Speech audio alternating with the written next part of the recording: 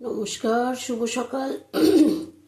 অনন্যা রান্নাঘরের রেসিপি নিয়ে চলে এসেছি। দেখো, কড়াই বসিয়ে দিয়েছি, রোজগার মতন তেল দিয়ে দিয়েছি। আজকেও বেগুনগুলি ভেজে নেব।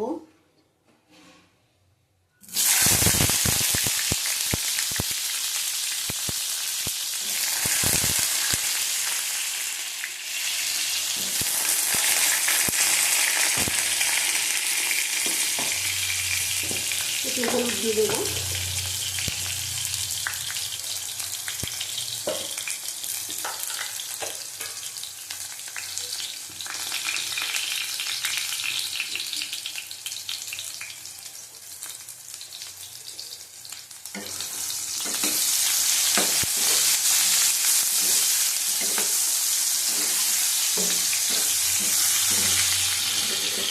নুন দেবো না, নুন দিলে গলে যাবে বেগুনগুলি। কচি বেগুন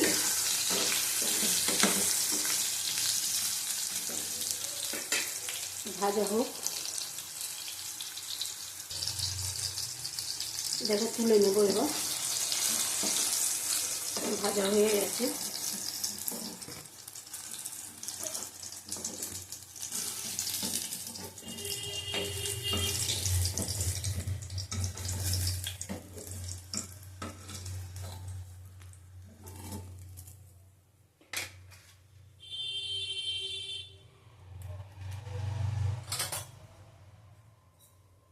দিয়ে দেবো 5 ফোড়ন।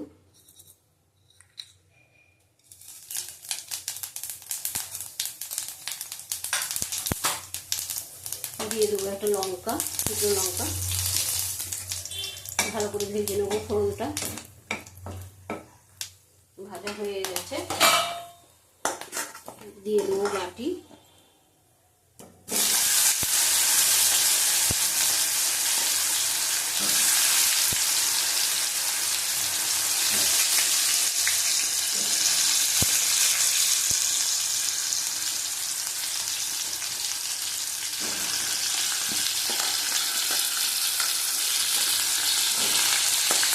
গাছের পরিমাণটা একটু বেশি, বেগুনটা একটু কম আছে।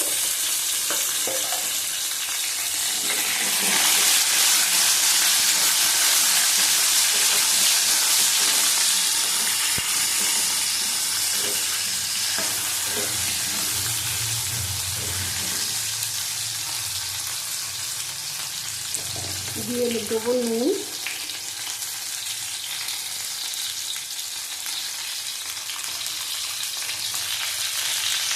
দিয়ে দেবো হলুদ।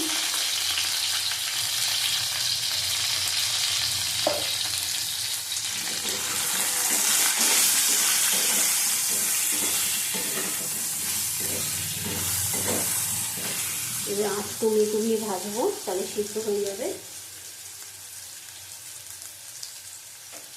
ঢাকা দিয়ে দেবো।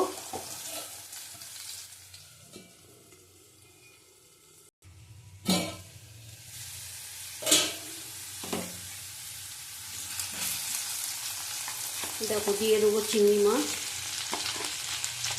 এখানে 200 চিংড়ি মাছ আছে।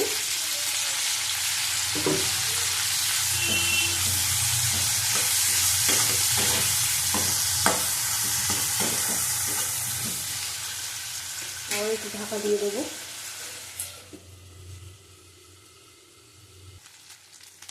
যেমন বাটিগুলি সিদ্ধ হয়ে গেছে। আমি দিয়ে দেবো একটা গোটা আম।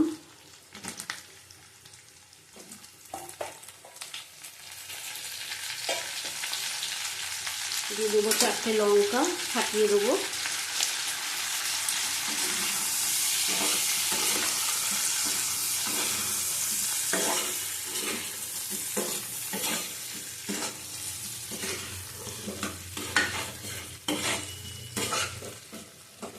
দিয়ে দেবো জল পরিমাণ মতন।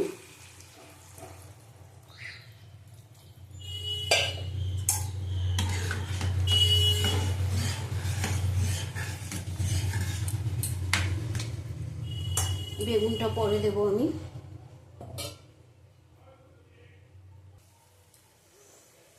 দেখো, এটা ফুটে গেছে। দেখে নেবো একটু আমগুলি গলেছে কিনা।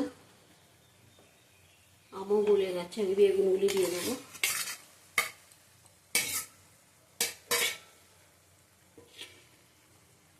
এই আমের টকটা খুব ভালো লাগে খেতে।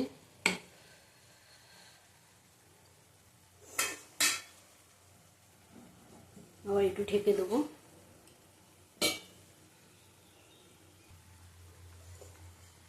দেখো গাঁটি দিয়ে, বেগুন দিয়ে, চিংড়ি মাছ, আম দিয়ে টক রেডি।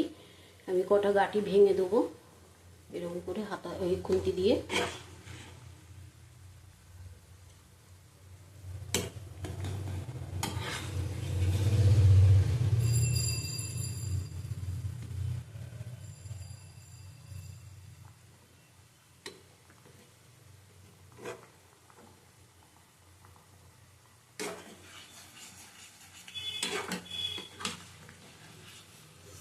এটা তোমরা রেখেও খেতে পারবে 2 দিন ধরে, ভালো লাগে, বাসিটা আরও বেশি ভালো লাগে।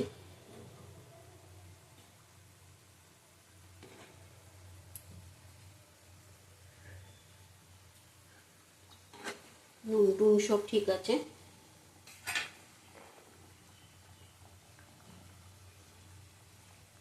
আমি আর 2টো লঙ্কা দিয়ে দেবো ভেঙে, কাঁচা লঙ্কাটা ভালো লাগে এর সাথে। আর একটু ঝোলটা মরে গেলে নামিয়ে দেবো। দেখো আমাদের টক রেডি, এবার নামিয়ে দেবো।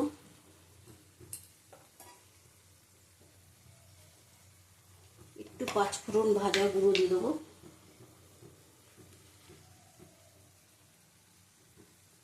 আগে দিয়েছি, এখন একটু দেব অল্প করে।